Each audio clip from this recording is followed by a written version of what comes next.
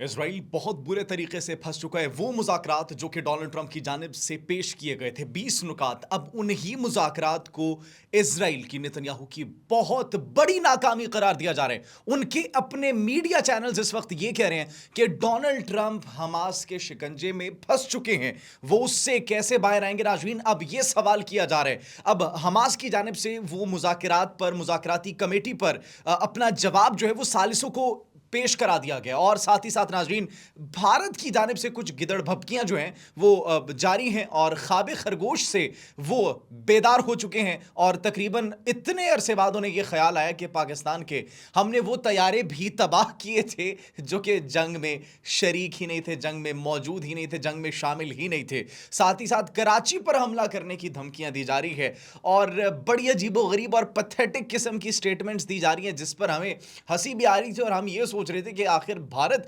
अपने अवाम को इंप्रेस करने की कोशिश कर रहा है, सियासी क़यादत की जानिब से जो उन पर प्रेशर है उससे निकलने की कोशिश कर रहा है। एक तरफ भारतीय आर्मी कुछ कह रही है, भारतीय सियासतदान कुछ कह रही है, आखिर माजरा क्या है भाई, करना क्या चाहते हो।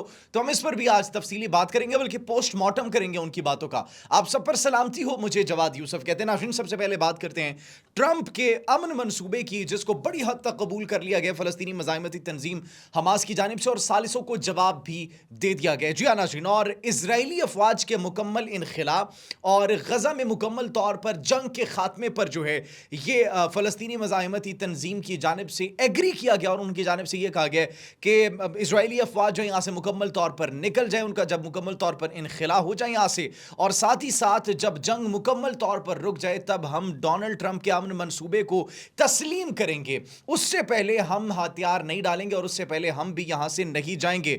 तमाम कैदियों को तब रिहा कर दिया जाएगा जब इन दो शराइत पर जो है वो अमल किया जाएगा। साथ ही साथ नाज़रीन, उन्होंने जो फ़लस्तीनी टेक्नोक्रेट्स पर मुश्तमिल एक क़यादत है, जिसके अंदर फ़लस्तीनी रहनुमा मौजूद होंगे, बैनुल-अक़वामी दुनिया से उसके अंदर रहनुमा मौजूद होंगे, इस्लामी दुनिया से, अरब दुनिया से उसके अंदर रहनुमा मौजूद होंगे, तो उस पर भी उन्होंने एक मस्बत रिस्पॉन्स दिया एक्चुअली। और साथ ही साथ कुछ पॉइंट्स जो है उनको उन्होंने मुस्तरद भी किया, जिसमें से एक पॉइंट ये शामिल था कि टोनी ब्लेयर को जो वो एक रिस्पॉन्सिबिलिटी दी जानी थी, तो टोनी ब्लेयर के किरदार को उन्होंने मुकम्मल तौर पर इस डील के अंदर मुस्तरद कर दिया है।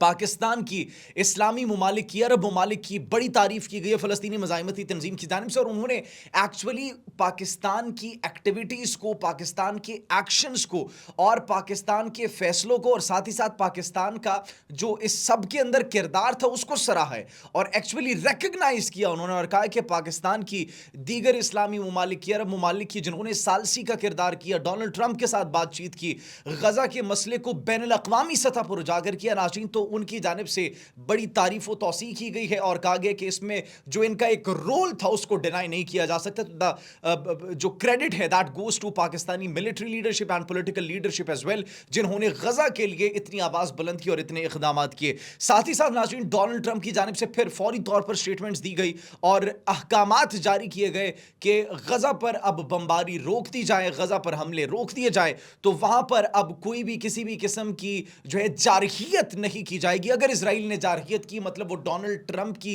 स्टेटमेंट, डोनाल्ड ट्रंप का हुक्म मानने से इनकार कर रहे हैं, जिसके कॉन्सिक्वेंसेस फिर आगे हो सकते हैं। इसीलिए उन्होंने कहा कि फौरी तौर पर हमले रोक दिए जाएं। अगर आप मग़वियों को जो है वो बाजियाब कराना चाहते हैं तो आपको हमले रोकना होंगे। और हमास के रिस्पॉन्स के बाद ऐसा लग रहा है कि वो देर पा अमन चाहते हैं एक्चुअली। तो नाज़रीन, ये सिचुएशन है मिडल ईस्ट के हवाले से ताज़ा तरीन जो खबरें मौसूल हो रही हैं। उसके बाद नाज़रीन, अगर भारत की बात की जाए तो ख्वाब खरगोश से वो बेदार हो चुका है और भारत को इतने महीनों बाद एक्चुअली याद आ गया। क्या याद आ गया? भारतीय चीफ ऑफ एयर स्टाफ को याद आ गया कि उन्होंने हमारे F-16 तैयारे मार गिराए थे।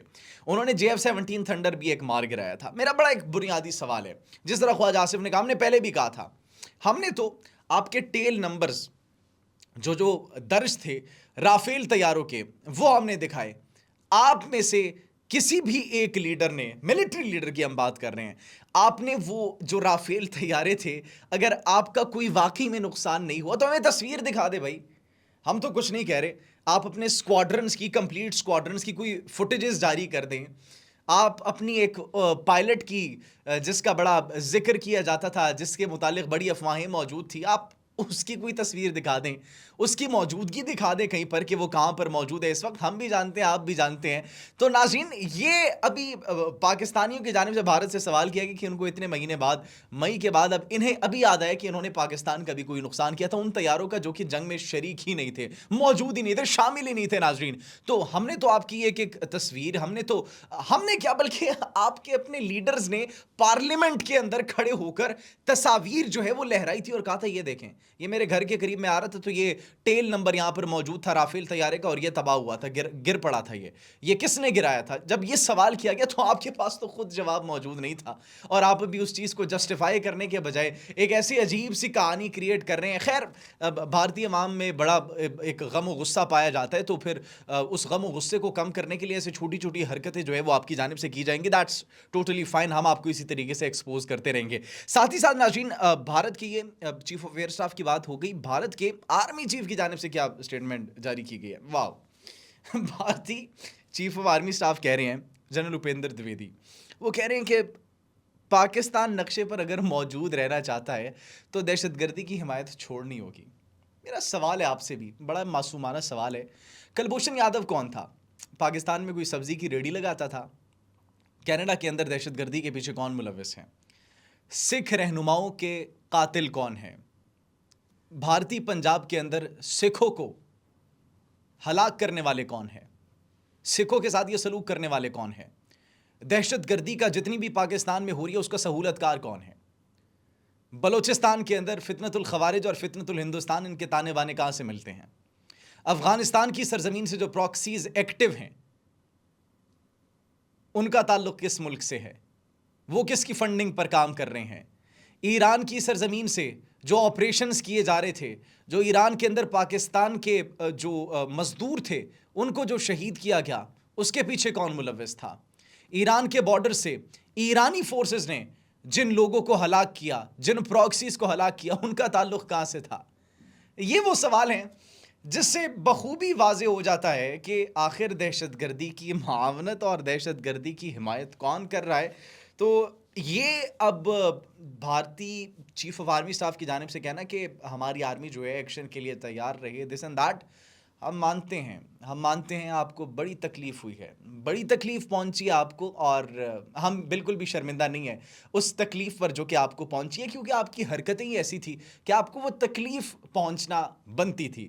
اور اگر آپ نے دوبارہ سے کوئی مس ایڈونچر کی کوشش کی تو اس مرتبہ ہمارا رسپانس جو ہے وہ مختلف ہوگا, اور ہم ہمیشہ آپ کو سرپرائز دیں گے. تو یہ آپ بھول جائیں جو آپ بات کر رہے ہیں. اور پھر ناظرین, تیسری بھارت کی جانب سے جو گدڑ بھبکی سامنے آئی ہے وہ یہ ہے کہ بھارت کے وزیر دفاع راج ناتھ سنگھ, جو کہ بڑی کوشش کر رہے تھے, پہلے بھی آپریشن سندور جو فیل ہو چکا تھا تو اس میں بھی انہوں نے بڑی دھمکی دی تھی کہ ہمارے یہ ایئر کرافٹ کیریئر آ رہا ہے, یہ آ رہا ہے, وہ آ رہا ہے, تباہی پھیر دیں گے, یہ کر دیں گے, نیوی کو چارج دینے لگے, دس اینڈ دیٹ. اب وہ یہ کہہ رہے ہیں کہ ہم کراچی پر حملہ کریں گے, اور کراچی کے حوالے سے وہ کہہ رہے ہیں کہ یہ ایک پٹی ہے سر کریک, یہ کراچی تک بھی جاتی ہے. تو ایکچولی یہ ایک متنازع علاقہ ہے, اور یہاں پر جو ہے چونکہ گیس اور تیل کے کافی زیادہ ذخائر موجود ہیں, اور پاکستان نے جب بھی ڈائلاگ کی دعوت دی ہے تو بھارت جو ہے ہمیشہ سے وہی ڈھٹائی کا مظاہرہ کرتے ہیں, اور ہمیشہ سے ان کا جو پرانا وتیرہ ہے اس کو استعمال کرتے ہوئے انہوں نے بیٹھنے سے انکار کیا. تو اب وہ اس علاقے کو ہتھیانا چاہتے ہیں.